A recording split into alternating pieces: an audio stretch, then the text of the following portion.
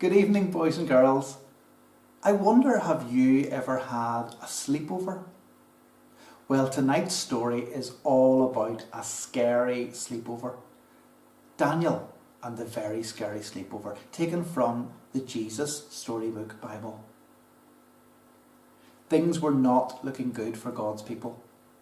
They had been captured and taken far away from home, and now they were slaves of the king of Babylon. But God had not left his people. He was with them and he was looking after them.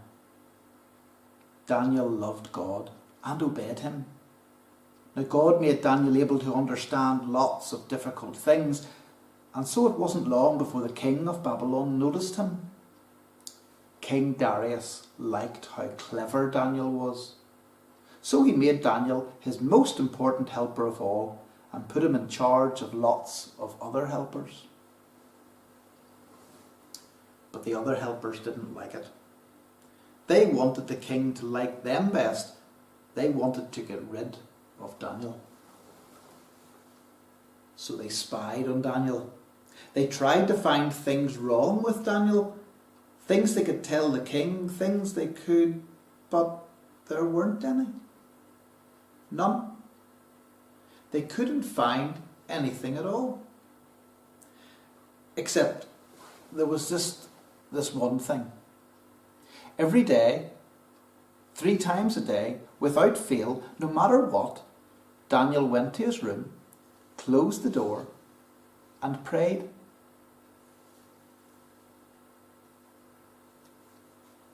They smiled to themselves.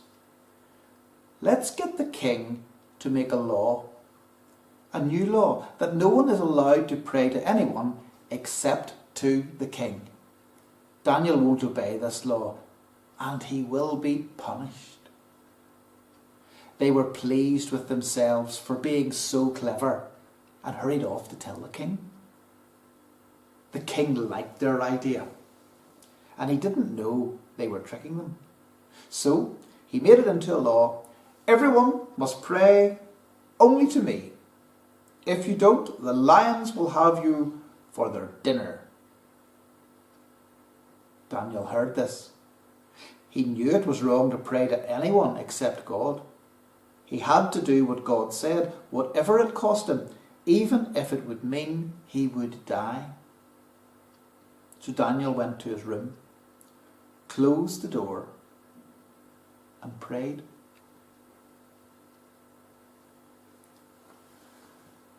This is just what the bad men knew Daniel would do. They skipped straight off to tell the king, "Oh, your most glittering, glistening highness, your law says, does it not, that everyone must pray to you alone?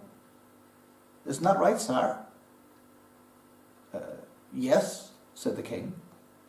"Oh, magisterial brightness, then correct us if we're wrong, but it would seem that Daniel is praying to God, not to you."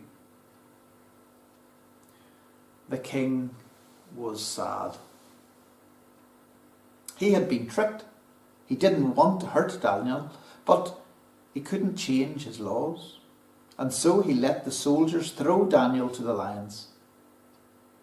"May your God, who you love so much, rescue you," said the king. The king went back to his palace, but he didn't sleep that night. Not a wink. He tossed and turned until finally, at the first glimmer of dawn, he leapt out of bed and ran straight to the den. "Daniel," he cried, "has your God rescued you?" "Yes," shouted Daniel. "God sent an angel to close the lions' mouths." And there, resting on his head of Daniel's lap, was the biggest lion, purring like a little kitten. The king brought Daniel out of the den. "Look," he said, "Daniel doesn't even have a scratch." The king made a new law.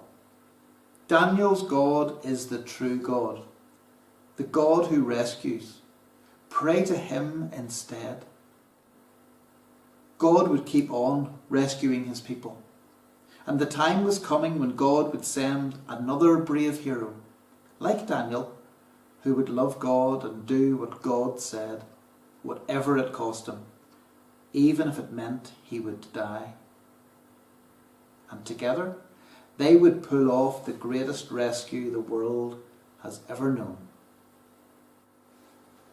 And I think, boys and girls, you know who that great rescuer would be, who that great rescuer was, who that great rescuer is.